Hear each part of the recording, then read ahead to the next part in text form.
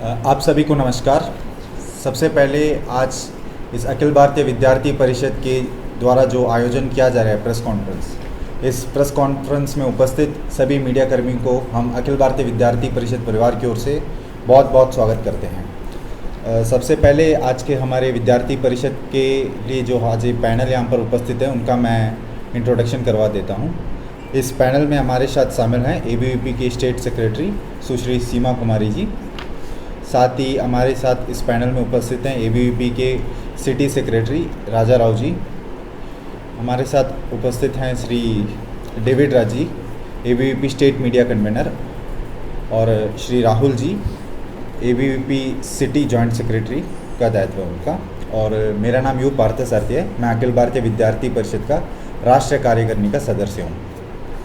आज के इस प्रेस कॉन्फ्रेंस में अखिल भारतीय विद्यार्थी परिषद द्वारा कुछ 4 बिंदुओं पर अपना विषय रखा जाएगा। इसमें सबसे पहले 28 सितंबर को अंडमान निकोबार पुलिस द्वारा डिब्राइट के बच्चों के ऊपर जो एक्शन लिया गया उसके ऊपर हम अपना विषय रखेंगे। इस विषय को आप सबके सामने हमारे स्टेट सेक्रेटरी सीमा कुमारी जी रखेंगे। नेक्स्ट, अभी डिब्राइट के इशू में जो डेवलपमेंट्स हुए हैं और इसमें अभी फ़िलहाल डिब्राइट का क्या सिचुएशन है, इस विषय के बारे में आप सबके सामने मैं रखूँगा। और तीसरा, एबीवीपी द्वारा बाकी सभी एनजीओज़ को, पॉलिटिकल पार्टीज़ को, स्टेक होल्डर्स को अपील और उनके लिए एक मैसेज हमारी तरफ से राहुल जी रखेंगे आप सबके सामने।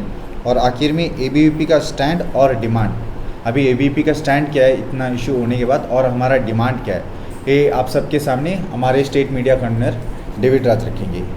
तो इस प्रेस कॉन्फ्रेंस का शुरू करते हुए मैं सबसे पहले हमारे स्टेट सेक्रेटरी सीमा कुमारी जी से आग्रह करूंगा कि आज के हमारे प्रेस कॉन्फ्रेंस के सबसे first issue police action on 28 सितंबर 2022 के ऊपर अपना विषय को रखिए।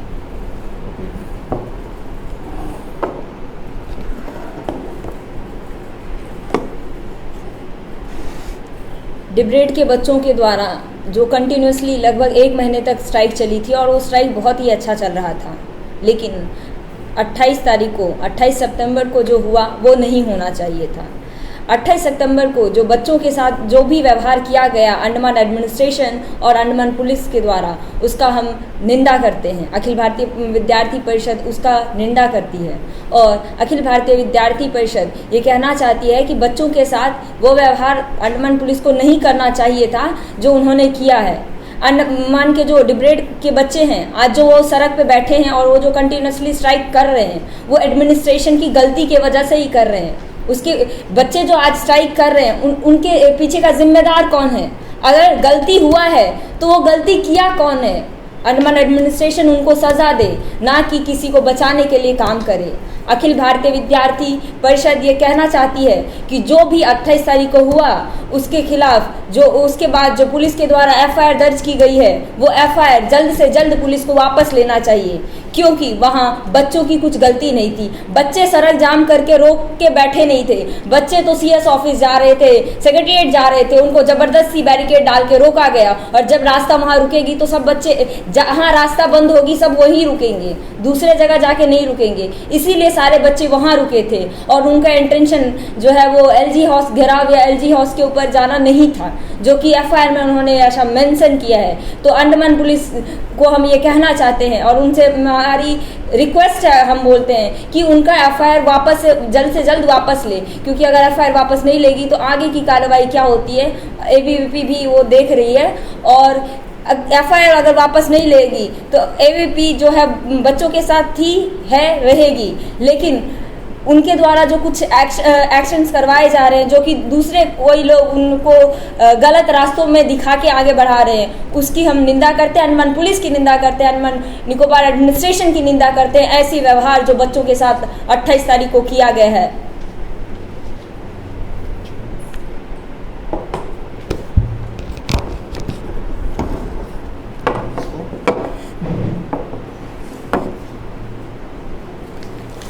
तो इस प्रेस कॉन्फ्रेंस का सेकंड विषय है कि डिब्रेट के मामले में अभी क्या नया डेवलपमेंट हुआ है और डिब्रेट का भी सिचुएशन क्या है।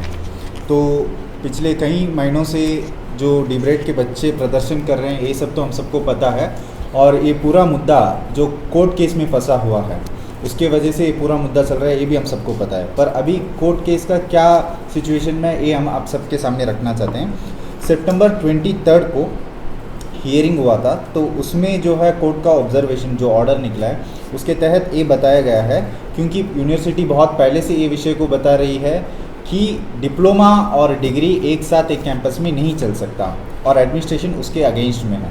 तो अभी कोर्ट ने ऐसा कहा है कि इस पूरे इश्यूज़ में यूनियन ऑफ इंडिया का क्या स्टैंड है, इसको जानने के लिए कोर्ट ने यूनियन ऑफ इंडिया से उनका एफिडेविट मांगने के लिए टाइम दिया, यूनियन ऑफ इंडिया को टाइम दिया है। और नेक्स्ट हियरिंग 14 नवंबर को फिक्स किया गया है।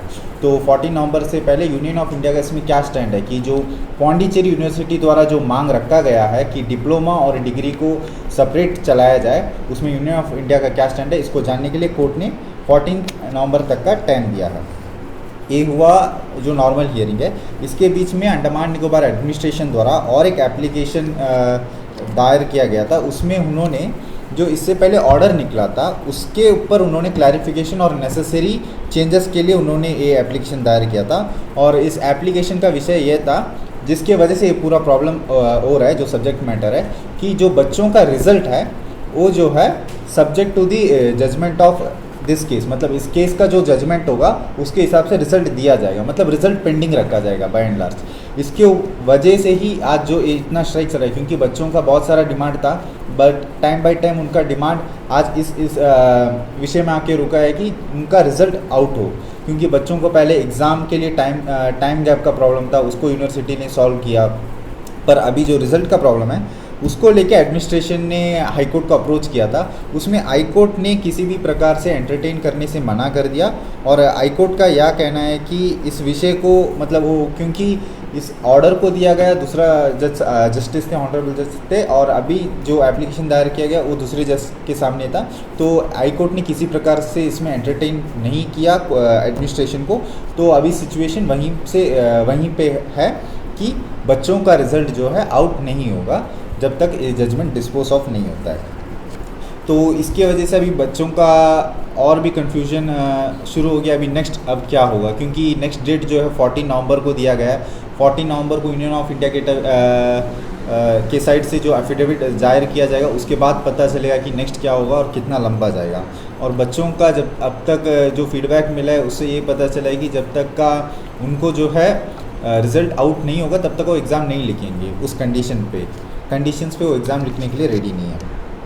और ये तो अभी कोर्ट केस का विषय हो गया। अभी एबीवीपी का, इसमें मैं ये बताना चाहता हूँ कि एबीवीपी बहुत पहले से, आप सबको पता होगा, बहुत पहले से हम रिप्रेजेंटेशन देते आ रहे हैं डिबेट के मुद्दे में, स्पेशली जो डिप्लोमा और डिग्री को सेपरेशन करने के लिए है, उसको लेके लेटर है ना, पहले से हम लोग डिमांड करते हैं ना। और अभी लेटेस्ट हमने कल भी एक letter honourable lieutenant governor sir को जमा किया था, जिसमें हमने और एक बार इस चीज़ को डिमांड किया है कि डिप्लोमा और डिग्री को सेपरेट किया जाए, जिसके वजह से इतना प्रॉब्लम हो रहा है। तो इस विषय में हम पब्लिक को इस विषय में एक क्लैरिटी देना चाहते हैं कि एक कोई नया डिमांड नहीं है। 2016 में जब हमारे honourable lieutenant governor Shri Jagdish Mukhi जी थे, उस समय की बात है, जब 2016 में पौंडीचेरी यूनिवर्सिटी की एक टीम डिबेट में विजिट करने आई थी, तब उन्होंने फिर से कंसिस्टेंटली अपना इस डिमांड को पब्लिक के सामने, डिबेट के सामने रखा कि आप जो है अपना डिप्लोमा और डिग्री को अलग कीजिए। तो उसके बाद 2016 में जो सेक्रेटरी एजुकेशन मैम थे, उन्होंने 4 असिस्टेंट प्रोफेसर फ्रॉम डिबेट को मेनलैंड में इस जो टेक्निकल एजुकेशन में विजिट करने के लिए भेजा कि उससे वो एक्सप्लोर करे और एक रीज़नेबल, मतलब एक रिपोर्ट दे। उसके बाद वो कमेटी का भी यही रिपोर्ट आया कि जब ये इंस्टीट्यूशन शुरू हुआ था उस समय ये ज़रूरत था कि दोनों एक साथ चले, पर आज के टाइम में, जब 2016 के टाइम में अब इसको सेपरेट करना जरूरी है, वो कमेटी का भी रिपोर्ट था। और 2017 में हमारे जो ऑनरेबल लेफ्टिनेंट गवर्नर साहब थे प्रोफेसर जगदीश मुखी जी, उन्होंने इसको सेपरेट करने के लिए अप्रूवल दे दिया था। ये चीज़ हम आप सबके सामने रखना चाहते हैं। 2017 में ही हमारे जो लेफ्टिनेंट गवर्नर थे, उन्होंने सेपरेट करने के लिए ऑर्डर दे दिया था, पर उसके बाद एडमिनिस्ट्रेशन ने इस सेपरेट करने के लिए विषय को एमएचआरडी के पास रखा कि आप सेपरेट कीजिए, क्योंकि एलजी का भी अप्रूवल हुआ है और एजुकेशन इंस्टीट्यूशन का मामला है, तो एमएचआरडी के सामने रखने के लिए भी एडमिनिस्ट्रेशन ने भेजा गया। एमएचआरडी का उसमें रिटर्न रिप्लाई ये आया था, क्योंकि इसको एक साथ चलाने में MHRD प्लस MHA का भी अप्रूवल है। तो MHRD ने MHA से भी अप्रूवल लेने के लिए एडमिनिस्ट्रेशन को कहा। तो इन रिप्लाई अंडमान निकोबार एडमिनिस्ट्रेशन ने MHA को भी अप्रोच किया और उन्होंने इस विषय को सामने रखा कि हमें ये दोनों डिग्री और डिप्लोमा को अलग करना है। तो MHA ने इसके रिप्लाई में ये बताया कि आपने जो भेजा है, आपने जो प्रपोजल भेजा है, उसमें आपने फाइनेंशियल इम्प्लीकेशन, मतलब दोनों जो डिप्लोमा और डिग्री को अलग करने से जो फाइनेंशियल इम्प्लीकेशन होगा, इंफ्रास्ट्रक्चर का जो मामला हो गया और फैकल्टी और इस तरह जो भी है टेक्निकलिटीज़ है, उसके बारे में आपने अटैच नहीं किया है। इसलिए MHA ने प्रपोजल मांगा था कि इसको भी आप अटैच कीजिए, पर उसके बाद से इसके ऊपर कोई एक्शन नहीं लिया गया। उसके बाद 2018 का बात है, उसके बाद थोड़ा टाइम जाने के बाद कोरोना भी आ गया, तो आज तक ये मैटर पेंडिंग है। तो अगर एडमिनिस्ट्रेशन इसको फुलफ़िल कर देता तो मे बी MHA के साइड से भी ज़रूर ये कंफर्मेशन मिल जाता है कि डिप्लोमा और डिग्री को सेपरेट किया जाए। तो हम ये प्रेस कॉन्फ्रेंस के माध्यम से अंडमान निकोबार एडमिनिस्ट्रेशन से भी ये रिक्वेस्ट करते हैं कि आप जल्द से जल्द इस काम को पूरा करें और डिप्लोमा और डिग्री को अलग अलग चलाने के लिए जो भी प्रयास होगा उसे कीजिए, ताकि इसमें जितना भी प्रॉब्लम है, क्योंकि जब से ये इशू दोनों एक साथ विलय हुआ, अगर आप मैटर को देखेंगे, बहुत सारा प्रॉब्लम्स इसमें शुरू है फैकल्टीज़ के बीच में, फैकल्टी एडमिनिस्ट्रेशन, प्रिंसिपल और फैकल्टीज़ के बीच में बहुत सारा इस तरह डिफरेंसेस अराइज हुआ है। इसका कारण यही है क्योंकि दोनों में कोई सेपरेशन नहीं है। तो इसको लेके जो है हम ये मांग रखते हैं कि सेपरेशन हो। और एक इसमें पॉइंट मैं जोड़ना चाहता हूँ कि एक है टिक्विप, TEQIP, जिसका फुल फॉर्म होता है technical education quality improvement programme. इसे जो है government of India World Bank के साथ मिलकर हर जो इंजीनियरिंग कॉलेज है, टेक्निकल इंस्टीट्यूट है, उसको फंडिंग करती है। तो इसके जो नॉर्म्स है, टिक्विप के जो नॉर्म्स है, उसके तहत मतलब टिक्विप के माध्यम से हर इंजीनियरिंग कॉलेज को बहुत सारा फंड भी मिलता है। और पर इस फंड को डिब्रेड भी इस फंड को ले रहा है, पर टिक्विप के जो नॉर्म्स हैं उसको ना ही डिब्रेड फुलफिल कर रहा है, और उसमें एक बोर्ड ऑफ गवर्नेंस भी सेटअप करना पड़ता है। बोर्ड ऑफ गवर्नर जो कॉलेज को मेंटेन करते हैं, उसमें बहुत सारे नॉर्म्स हैं कि जो परमानेंट फैकल्टी है उनका रहना ज़रूरी है। पर जब आप डिब्रेड के जो बोर्ड ऑफ गवर्नर्स के आप मेंबर्स को देखेंगे, maximum of them are from contract, और जो परमानेंट नहीं है उनको उसमें रखा गया है। तो इस तरह बहुत सारा लैकुनास पॉलीटेक्निक और डिब्रेड के एक साथ होने में प्रॉब्लम सामने आ रहा है। तो हम इसके माध्यम से, इस प्रेस कॉन्फ्रेंस के माध्यम से अंडमान निकोबार एडमिनिस्ट्रेशन से रिक्वेस्ट करते हैं कि आप जल्द से जल्द डिप्लोमा और पॉलीटेक्निक, डिप्लोमा और इंजीनियरिंग को अलग करें ताकि ये प्रॉब्लम सॉल्व हो सके। ये हमारा सेकंड विषय था। और थर्ड विषय ABVP appeals to all organisation, हमारा संदेश सारे ऑर्गेनाइजेशंस को। ये आप सबके सामने city joint secretary Rahul ji रखेंगे।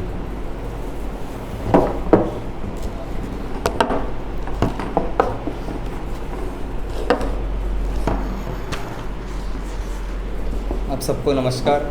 मैं ABVP की तरफ से ये कहना, स्टूडेंट की तरफ से ये कहना चाहता हूँ कि अंडमान के जितना भी लोग हैं वो स्टूडेंट्स की मदद करें, और जितने भी NGO, पॉलिटिकल पार्टी जो भी है वो आके सहायता करें। क्योंकि आपने देखा होगा 28 पिछला महीने का 28 को जो हुआ हादसा हुआ, वो होना नहीं चाहिए था, पर वो टाइम कोई सहायता देने नहीं आया। तो इसीलिए हम हर जनता, हर NGO, सबसे पॉलिटिकल पार्टी सबसे ये रिक्वेस्ट करते हैं कि आप हमारे साथ दें, क्योंकि अभी जो हो रहा है वो हमारे लिए ही नहीं, आने वाले भविष्य के लिए भी ये बहुत इम्पोर्टेंट है। नहीं तो यहाँ पे एक ही इंजीनियरिंग कॉलेज है, इसके वजह से हमारे पास और कोई चॉइस नहीं है। और जैसे कि हम देख रहे हैं हमारे MP जी कुछ रिस्पॉन्स नहीं कर रहे, जबकि उन्होंने इंटरव्यू में भी ये बोला था कि वो आएंगे, पर अभी तक आए नहीं, इस विषय पर कुछ बात नहीं करे। तो कहाँ है MP? हमारा ये सवाल है। जब उनका रिस्पॉन्सिबिलिटी है कि बच्चों के साथ आके बात करे, वो एक MP है, तो देखना चाहिए था क्या हुआ, मुद्दा क्या है। इतना दिन हो गया है हादसा होके, पर अभी तक कुछ रिस्पॉन्स नहीं है, MP का आता पता नहीं। तो हम जनता से भी ये रिक्वेस्ट करते हैं कि आप भी आगे आइए और हमारा सहायता करें। नमस्कार जी। हमारा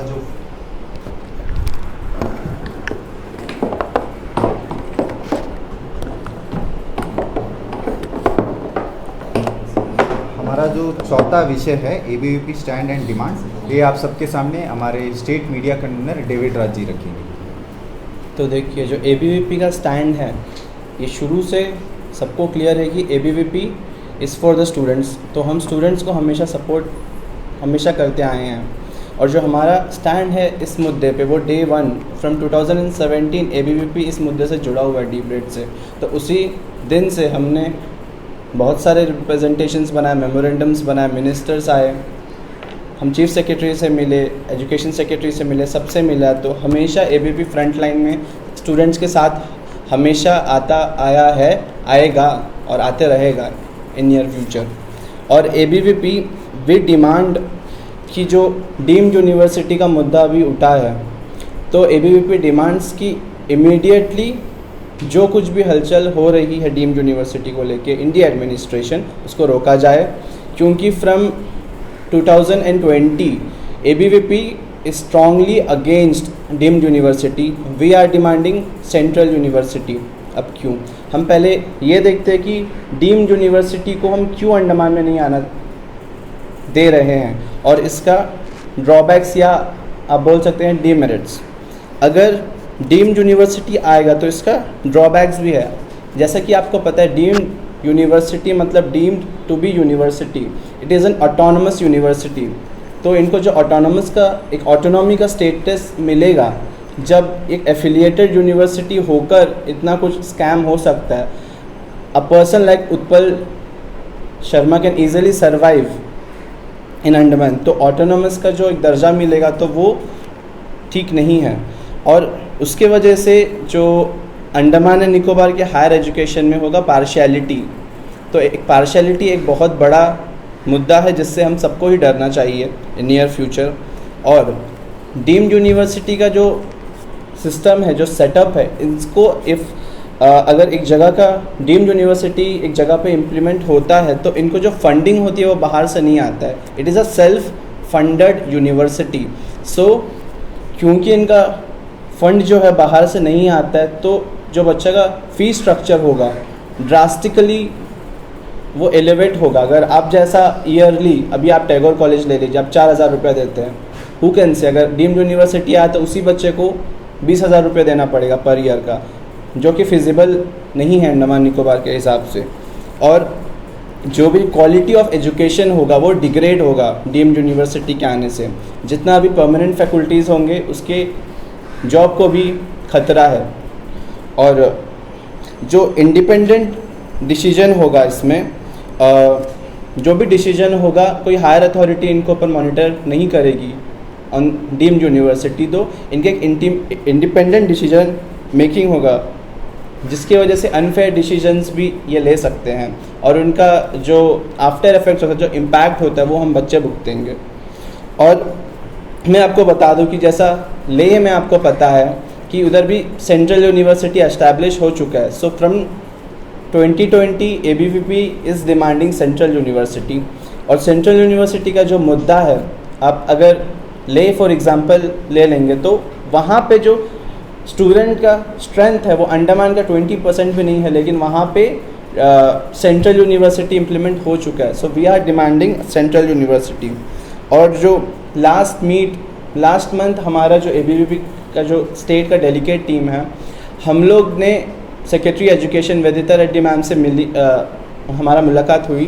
तो मैम से जब ये क्वेश्चन हमने रेज़ किया कि मैम डीम्ड यूनिवर्सिटी आ रहा है, ऐसा सुनने में आया, सो उन्होंने तो खुले में ही आके बोल दिया कि नहीं, अभी तक बातचीत में ही है, इनिशियल स्टेजेस में शुरू नहीं हुआ है। लेकिन हमें जब लेटर ऑन पता चले कि अंदर में इसका एक कमिटी बन चुका है and they are working on it, और बहुत जल्दी ही डीम्ड यूनिवर्सिटी इम्प्लीमेंट करने का सोच रहे हैं।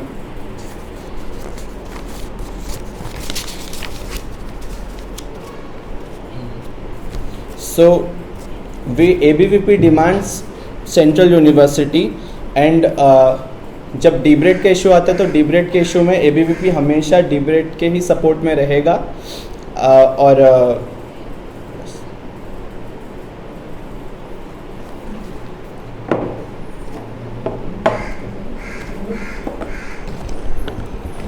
जी, इसके साथ हमारा एक कॉन्फ्रेंस समाप्त होता है। Question answer. हाँ, क्वेश्चन अगर आप कुछ क्वेश्चन। ABVP जो है डे 1 से स्टूडेंट्स के साथ प्रोटेस्ट कर रहा है, और आखिरी दिन जब प्रोटेस्ट हुआ था जिसमें ये पूरा मिशाप हुआ जहाँ पर अंडमान निकोबार पुलिस ने टीयर गैस फायर किया और वाटर कैनन्स यूज किए, उस दिन एबीवीपी के कोई भी टॉप लीडर्स वहाँ पर मौजूद नहीं थे प्रोटेस्ट में बच्चों के साथ। तो ऐसा क्या हुआ था कि लास्ट दिन आप लोगों का प्रेजेंस वहाँ पे नहीं था और बच्चों को उस दिन आपने गाइड नहीं किया उस पूरे प्रोटेस्ट को? जैसे आप सबको पता है कि ये जो आंदोलन है एबीवीपी के द्वारा शुरू किया गया था और आज भी हमारा यही स्टैंड है कि हम बच्चों के साथ खड़े हैं। और जहाँ तक 28 सितंबर को जो बच्चों द्वारा स्ट्राइक किया गया था उसका हमें इंफॉर्मेशन नहीं था, हमें नहीं पता चला। और उस समय हम अपने थोड़े कुछ मेंबरशिप ड्राइव, हमारा कुछ पर्सनल जो एबीवीपी का प्रोग्राम है वो चल रहा था, तो हम पर्सनली उसको गाइड कर रहे थे। इवन जब बच्चे हमें उसका इन्फॉर्मेशन तो नहीं था, प्लस बच्चों को तो सीएस ऑफिस जाना था और बीच में बैठे। और उसके बाद रात को जो भी हुआ उसके बाद हम बच्चे से मिलने भी गए, बच्चों से मिलने भी गए, मेडिकल गए थे और पीएस अबडिन भी गए थे, ताकि कोई अगर बच्चों को डिटेन किया गया तो उनसे बात करके क्या सोल्यूशन हो देखने के लिए।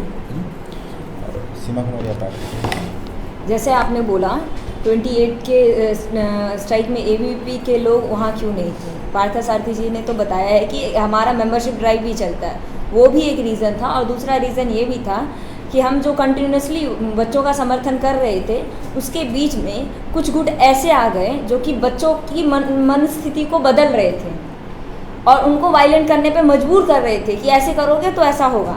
हम उन्हें समझा रहे थे, वो समझ नहीं रहे थे। इससे पहले 1-2 दिन पहले भी रात को बच्चे गोलघर में रुके थे, आप सबको पता ही होगा। उस दिन भी हम लोगों ने बच्चों को समझाया, लेकिन उस बच्चों में कुछ लोग ऐसे आ गए जो कि बच्चों की मनस्थिति को बदल रहे थे, उन्हें आक्रोशित कर रहे थे प्रशासन के खिलाफ और ऐसे काम करने के लिए बच्चों को मजबूर कर रहे थे कि तुम लोग ऐसे करो, जिसकी वजह से 28 को जो हुआ वो हुआ। क्योंकि अखिल भारतीय विद्यार्थी परिषद के द्वारा जब बच्चे 2 बार रैलियां की, हम सीएस ऑफिस तक गए थे, तब तक रैलियां हुई, बैरिकेड को हटाते हुए हम गए, लेकिन किसी बच्चे के ऊपर हाथ नहीं उठा। आखिर 28 तारीख को ऐसा क्यों हुआ? क्योंकि कुछ लोग उसमें ऐसे घुस गए थे जो ऐसी प्रकृति करना चाहते थे और वो जो सोच के गए थे उन्होंने वो चीज़ का परिणाम किया। और जब इस बात की जानकारी हुई तो हमारे जो नेशनल एग्जीक्यूटिव मेंबर हैं वो और मीडिया प्रभारी जो भी हैं वो गए थे, बच्चों से मिले, बातें भी की, लेकिन बच्चों के दिमाग में कुछ लोगों ने यही बात भर के रखी है कि अगर बात मनवानी है तो चलो। और पता नहीं क्या रीज़न था, या कुछ लोगों को भेजा गया था कि स्ट्राइक तभी रुकेगा जब कुछ ऐसा होगा तो जिससे क्या है जो गुनहगार है उसको भी समय मिल जाएगा। ये भी हो सकता है कि जानबूझ के उन लोगों ने ऐसे करवाया कि 28 कुछ ऐसा हो जिससे स्ट्राइक रुक जाए। और एक क्वेश्चन है, अभी रिसेंटली जब एलबीए और बाकी ऑर्गेनाइजेशन ने एक मीटिंग कंडक्ट किया था और सारे पॉलिटिकल पार्टीज भी वहाँ पर सब आए थे, तब बच्चों का एक डेलीगेशन एलबीए के लीडर्स और पॉलिटिकल पार्टी के लीडर्स के साथ सीएस के पास गए। वहाँ पर उनका कुछ बातचीत हुआ, नेक्स्ट दिन एक फॉलो अप प्रेस रिलीज भी जो है सारे मीडिया को भेजा गया। आपने भी प्रेस रिलीज देखा होगा, तो प्रेस रिलीज के कंटेंट से आप कितने सेटिस्फाइड है? जो कमेटी अभी हाई लेवल कमेटी फॉर्मुलेट हुआ है जो बच्चों से लगातार कम्युनिकेशन रखेगा और 2 घंटे के नोटिस पे मीटिंग शेड्यूल करेगा अगर बच्चों को कुछ प्रॉब्लम हो, तो ये पूरा जो सोल्यूशन दिया गया है और जो बच्चों का एश्योरेंस दिया गया है इतने बड़े मिशाप के बाद, तो उससे आप कितने सेटिस्फाइड हैं और आपका क्या कमेंट है एबीवीपी का? जहाँ तक वो प्रेस रिलीज़ का बात है, देखिए ये इशू को जो है अगर सोल्यूशन दे सकता है तो एडमिनिस्ट्रेशन द्वारा ही दिया जा सकता है। और जहाँ तक एडमिनिस्ट्रेशन का अश्योरेंस मिला है, हम हर टाइम बच्चों को लेकर भी एडमिनिस्ट्रेशन की तरफ से जो भी पॉसिबल अश्योरेंस दिया जाता है उसको हम एक्सेप्ट करते हैं। और इस बार भी क्योंकि उस डेलीगेशन में हम नहीं गए थे, पर हमें जितना पता चला सीएस सर से इस चीज़ का एश्योरेंस मिला था कि वीसी सर को और एक बार अंडमान बुलाया जाएगा और एक बार एमिकेबली बच्चों को भी बैठा के सेटलमेंट किया जाएगा और एक कमेटी भी फॉर्म किया गया था। इस डिसीजन का हम स्वागत करते हैं, पर इसके बाद बच्चों ने क्या एक्शन लिया, क्योंकि बच्चों ने कमेटी के सामने रिप्रेजेंटेशन कुछ दिया या नहीं दिया इसके बारे में हमें जानकारी नहीं है। और अगर ऐसा, क्योंकि हमें जितना आइडिया है इससे पहले भी एडमिनिस्ट्रेशन हमें हमेशा सुनने के लिए बुलाता था, कभी हमें रेस्ट्रिक्शन नहीं था। अभी जो कमेटी बैठा है उसमें अगर स्टूडेंट्स जाके रिप्रेजेंट देते हैं उसके बाद पता चला है कि वो कमेटी कितना एक्ट करता है, उस बेसिस में हम बता सकते हैं। क्या एबीवीपी का, क्योंकि हर जगह ब्रांचेस है, दिल्ली में आपके बड़े बड़े लीडर्स हैं एबीवीपी के स्टूडेंट लीडर्स, तो क्या आपने इस इशू को जो है नेशनल लेवल में अपने जो कमेटी है उसको बताया और उनकी तरफ से क्या एक्शन है, क्योंकि कई सारे नेशनल मीडिया में हम देखते हैं कि डिबेट का जो इशू है वो कुछ सेकंड्स के लिए अभी हाईलाइट हो रहा है। और एबीवीपी चाहे, क्योंकि उनका मीडिया कॉन्टैक्ट दिल्ली में बहुत अच्छा, तो इस इशू को एक अच्छे लेवल पर रेस कर सकता है और उसके बाद जो है सेंट्रल गवर्नमेंट उसके ऊपर एक्ट कर सकता है। तो इस मामले में आपने अभी तक क्या किया है और क्या आपकी सेंट्रल कमेटी को इस पूरे मामले की जानकारी है और उनकी तरफ से क्या एक्शन किया है? जी, एक्चुअली इस विषय के बारे में हमने अपने प्रांत स्तर और क्षेत्रीय स्तर में बताया और उसके प्रांत स्तर और क्षेत्रीय स्तर से हम नेशनल लेवल में जाते हैं, हम डायरेक्टली नेशनल को कांटेक्ट नहीं कर सकते हैं। तो अभी जो है हम इसके ऊपर एक पूरे एक अप टू डेट एक मेमोरेंडम प्रिपेयर कर रहे हैं ताकि हम लोग कम्प्लीटली वो विषय को नेशनल टीम तक का रख सकें, ताकि अगर मेमोरेंडम पहुँचे वहाँ से एक्शन शुरू हो जाए। इससे पहले हमने बहुत बार यहाँ पे डीब्राइट के बारे में जितने प्रॉब्लम्स थे उसे हमें ओरली कन्वे किया। अब हम एक मेमोरेंडम प्रिपेयर कर रहे हैं, उस बेसिस में बहुत जल्दी हम लोग नेशनल लेवल तक देख के उसका एक्शन। और एक लास्ट सवाल, जो एफआईआर हुआ है बच्चों पे, उस एफआईआर में कुछ कंटेंट है ऐसे जो कि ट्रू नहीं है, जैसे कि डीब्रेड के एफआईआर में लिखा गया है कि डीब्रेड के बच्चों ने कॉलेज से निकलते हुए एक बैरिकेड क्रॉस किया और जो है क्रिमिनल फोर्स यूज किया पुलिस के अगेंस्ट। वो सही नहीं है क्योंकि वहाँ पर कोई बैरिकेड था नहीं, मीडिया भी वहाँ पर मौजूद थी, हम पूरे रास्ते जो है बच्चों के साथ आए थे। फिर ये बताया गया कि वहाँ पर पहुँचने के बाद शाम को भी क्रिमिनल फोर्स यूज किया गया। तो ये सब कंटेंट, क्योंकि मीडिया भी वहाँ पर मौजूद थी, हमको जो सच्चाई पता, तो ये सब सही नहीं है एफआईआर में लिखा गया।